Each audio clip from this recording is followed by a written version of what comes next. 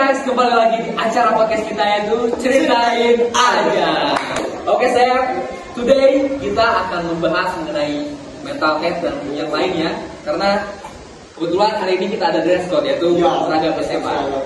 Kita akan sedikit mengenang mengenai masa lalu tentunya. Dan kenalin guys, ini dia Asep William yaitu host saya. Iya dong, saya dari di sini host baru ya guys. Diundang sama Bayu Adi. Bayu Adi. Oke Sep, hari ini kita akan kedatangan tamu yang sangat-sangat spesial.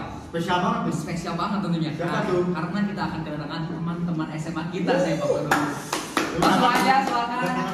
Masuk kalian semua. Ada siapa aja nih? Halo. Agri Chandra. Halo. Hai abang. Nah, Sep, hari ini kita kedatangan ada Agri. Ada Akbar di sana.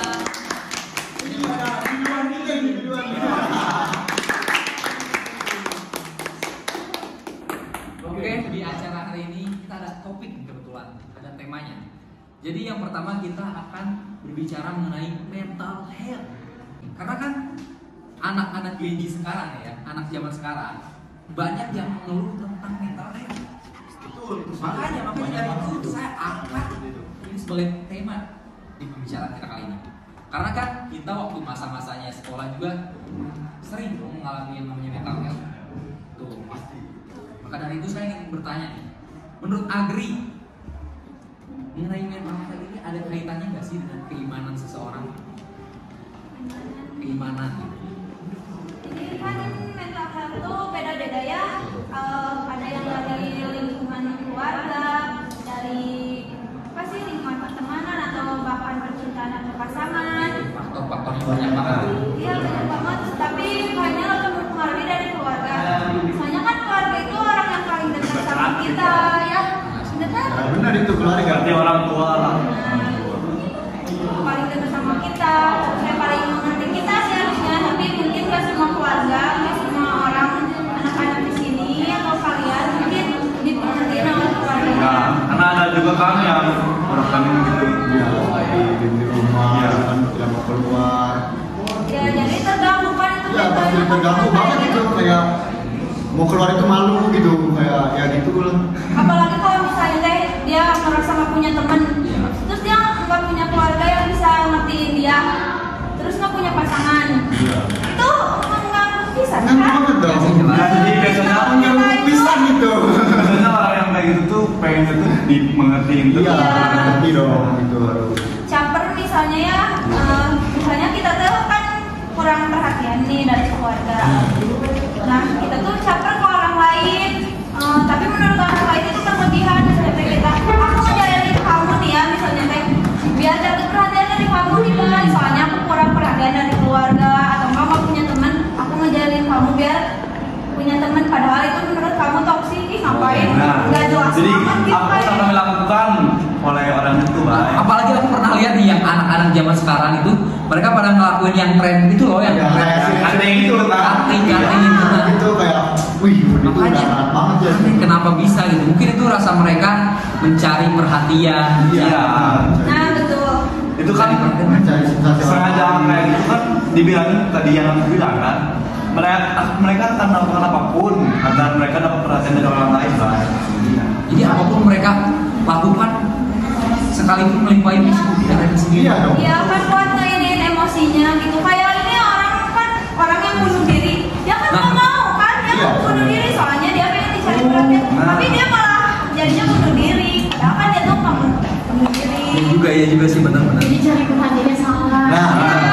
Caranya aja yang salah ya. Caranya aja yang salah. Bahkan aku pernah dengar juga katanya orang yang bunuh diri itu sebenarnya dia ingin selamat gitu. Iya. Nggak ingin dia mati. Pengen diperhatiin dia itu, tapi ya mungkin takdir berkata lain kan. Iya, betul. Jadinya kayak gitu. Terus nih misalnya ya di lingkungan keluarga itu kita nggak dapet perhatian, terus saya nggak mengerti. Apalagi ada orang yang misalnya tertutup keluarganya kayak gitu, terus ke orang lain juga tertutup. Jadinya dia tuh kepikiran, dia terus Nah, sebentar kamu ngomong sama gue di sini, gue pernah ngalamin seperti kayak gitu. itu dari temen. Dari temen. Lu pernah ngalamin nih, Bang? Pernah ngalamin? Ini nih ya, kalau ada, boleh ceritain. Boleh Ceritain tuh. guys kan, ceritain. Pengen tahu. Nggak jadi kayak gitu. Jadi temen gue tuh kayak dia tuh banyak masalah, tapi ketika gue dan teman-teman gue tanya ke dia gitu, lu kenapa? Dia bilangnya, enggak bang, biasa aja kok. Dia selalu menutupi, tapi di sini juga orang yang pengen bunuh diri itu pasti pernah bilang sebelumnya, gue pengen nih bunuh diri. Temen gue juga Temen gue juga. Minum dulu. Mungkin belum minum dulu. Santai. Kurangnya keimanan nggak sih? Keimanan itu penting banget buat kita. Misalnya kita nggak punya keluarga yang seperti kita, nggak punya apa sih temen yang bisa ada deket kita, terus apa pasangan gitu. Nah itu kita bisa kan ke Allah. iya, Ibadah. Intinya sih. Kalau Tapi kalian tahu gak sih sebenarnya kalau orang yang religius itu biasanya mental health-nya lebih baik daripada orang yang religiusnya. Iya. Nah, karena biasanya setiap agama itu kan religiusnya pasti mengajarkan untuk cara menyelesaikan masalah itu dengan hal yang baik kan, yang positif. Gak mungkin kan setiap agama ngasih tau kalau dia menyelesaikan masalah itu dengan cara kayak minum narkoba atau pakai narkotika, mungkin kan? Iya, jadi religius itu penting ya sih kayak kata. semua agama mengajarkan kebaikan. Iya. Karena itu balik lagi ke persepsinya orang tersebut sih. Kalau ada misalkan ya orang tersebut lagi ada dalam kondisi terkena pressure, terkena tekanan, dia stres, dia depresi nih. Nah balik lagi, bagaimana persepsi dia, bagaimana dia memposisikan keadaan tersebut. Baik itu kesadaran diri dia. Self awareness itu. Iya. Self awareness itu tadi. Tentu sih. Ini tuh pengalaman temen lu, Bar. Jadi apa bar yang membuat dia bunuh diri apa? Itu kenapa ya? Ini capek banget kali ya. Iya, Sampai dengan hidupnya. capek banget, tapi hidupnya bener. Apa yang dialami? Ya kalau itu gue juga kurang tahu. Kurang tahu ya, pribadi. Ya karena ya pribadi ya kan. Gue kurang kepo kalau itu. Dia bunuh dirinya gantung diri apa? Iya, gantung diri, Loncat dari gedung gitu. gantung diri. Sebelumnya pernah nih pas lagi nongkrong sama teman-teman gue, dia mau bunuh diri juga. Terjun cok. Sumpah banget. Gila lagi nongkrong tuh. Iya. Anjir dong. Lagi bareng-bareng sama Iya. Sama di situ kan ada teman-teman gue jadi janganlah ngapain lu kayak gitu. Dirangkul gitu. Nah, tapi kan pas dia kejadian bunuh diri itu kan nggak ada teman-teman Sendiri, ya. sendiri. Jadi nggak ada yang bisa cegah. Iya. Jadi sepi juga mungkin ya rumahnya. Terus mungkin kita tuh gak bisa tahu kan dari apa yang ditunjukin orang lain. Nah. Mungkin dia kayak kita kan gak tahu kalau Kan bisa aja Iya. mukanya bahagia tapi hatinya Iya, tidak. benar. stres kan kayak gitu kan. Nih ya menurut kalian nih, kalau misalnya kita tuh antara punya keluarga gitu, kenapa kita apakah kita membutuhkan teman gitu saat misalnya nggak punya keluarga yang mengertiin, apakah kita membutuhkan teman? Bisa jadi sih soalnya kan Nah, keluarga itu orang pertama yang kita lihat terus kita ikutin kan tindakannya yang bisa mengambil kita ke proses kedewasaan kita. Kalau misalnya keluarga sendiri nggak bisa ngelakuin hal yang bikin kita jadi lebih positif, pasti kita cari teman sih biar bisa share ataupun masalah-masalah gitu. makanya aku pernah dengar deh ya. Karena banyak yang menjadikan keluarga itu selalu faktor utama. Padahal teman atau sahabat itu sangat berpengaruh penting juga gitu. Tapi gimana kalau misalnya teman itu akhirnya munafik? Nah, Itu kan malah ngeganggu, lebih ngeganggu mental health kita itu. Tapi ini sih kalau gue sih temen kayak gitu ya udah sih enggak aja. Ya nama juga itu kan pasti ada yang baik ada yang enggak juga kan. Iya. Ambil positifnya aja sih, setiap orang mah punya Jadi hal ya yang- kalau sama gue sih dijadiin pelajaran aja itu. Iya. Ngomong nih, kita garing banget di sini gak ada makanan. tenang. Ada. Gimana sih ini? Ada makanan. Sebagai calon minuman Iya, gua lupa kasihkan makanya ngobrol sama kalian tuh kangen banget gue sampai lupa. kangen aja nih. Itu ada Surito, silakan. Apa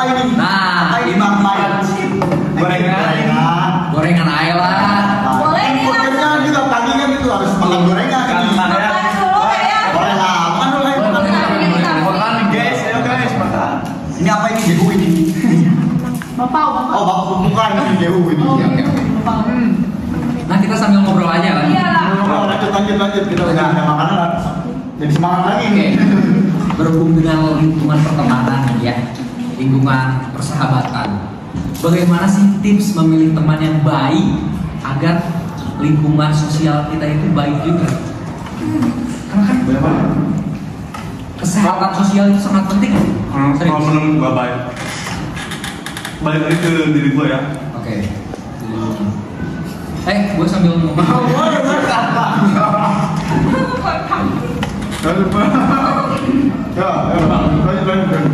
Jadi gini, kalau kita pengen mempunyai lingkungan yang baik, jadi kita juga harus lebih baik dulu lah.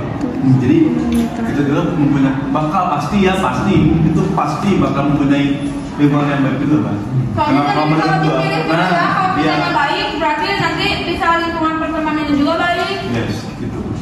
Apalagi kan kalau misalnya kita udah dapat teman yang dipercaya nih, kita kan sama keluarga, pasti kita nganggap teman itu keluarga kan? Iya, benar. Bener nggak? Benar itu. Baik, kalau kita burung kan, terus teman kita baik, tapi teman kita kayak apa ya, ngingetin orang-orang baik gitu. Tapi kan kita juga yang buruk itu pasti mikirnya gini, apa sih lu? Iya. Sama ngingetin banget kan? Nah, Oke, jadi makanya hal yang pertama yang harus diperbaiki itu dari diri kita sendiri.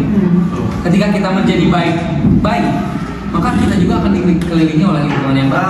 nah, tuh. Apalagi kan bukan hanya apa sih? Kita tuh kan salah paham sama teman kita ya. Nah, misalnya kan biasanya teman yang baik itu yang ngasih tahu kalau kita salah. Kalau kita salah ya pasti ngasih tahu nggak kayak ya udah nggak apa-apa gitu aja. Padahal harusnya ini naon sih kayak gitu, itu nggak boleh tuh kayak gitu sih. Kamu tuh harusnya dijauhin gitu. Iya, benar. Kalau kita sama Nolak ya, Oke, Tidak menerima soal itu lebih baik. untuk teman ya. Nah kalau menurut kalian ya, peran sahabat penting nggak sih? Sahabat kan lebih dari teman ya. Iya. Sahabat itu teman yang benar-benar dekat loh dengan kalian. Penting nggak punya seorang sahabat? Penting banget Penting sih kalau menurut gue. Ellen punya sahabat? Belum. Oh, belum. Pernah punya satu banget tapi real kayak emang sahabat sih. Oke, kenapa tuh kalian bisa menganggap dia seorang sahabat? Karena itu dari SMP ya kenalnya. Terus dia itu orangnya tuh kayak ngerti sama aku gitu loh. Terus kayak kita sefrekuensi. Jadi Terus, lu ya, ngerti, dia juga ngerti. Iya paham. Jadi kalau misalnya kita lagi di masalah detail banget ya, terus dia masalah paling kelam kayak paling sakit, kita biasanya cerita. Soalnya kan biasanya nggak setiap manusia pengen cerita ke orang kan. Ya pasti lah, terbuka semua kan. Kita percaya ke dia jadi kita menceritakan semua. Ya, jadi kita hanya mempercayai beberapa orang aja kan. Iya. Iya, soalnya hidup begitulah kadang gini. Jadi Apalagi keluarga nih ya, keluarga. Apa sih pertemanan, sahabat gitu ya? Aku juga pernah nih ya punya di itu ya.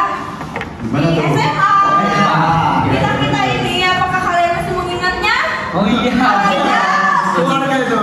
Iya. Aku nganggap pada di kelas keluarga yang awalnya kita cuma kayak biasa, kita cuma saling Biasa. Semuanya biasa. iya, saling Bukan mengenal, biasa. tapi nganggapnya udah keluarga, Iya, udah keluarga. semua ceritain, mereka udah tahu. Iya. Dan adanya keluarga itu buat Agri membantu keadaan mental health aku. Sangat membantu. Soalnya kan misalnya dari tadi nggak punya perhatian nih dari keluarga yang sebenarnya. Iya. Jadi kan ceritanya ke sahabat yang ngejadiin aku keluarga. Iya. Terus mereka juga ngejadiin aku keluarga, aku ngejadiin mereka keluarga. Kita saling terbuka di situ, terus bisa ngasih solusinya.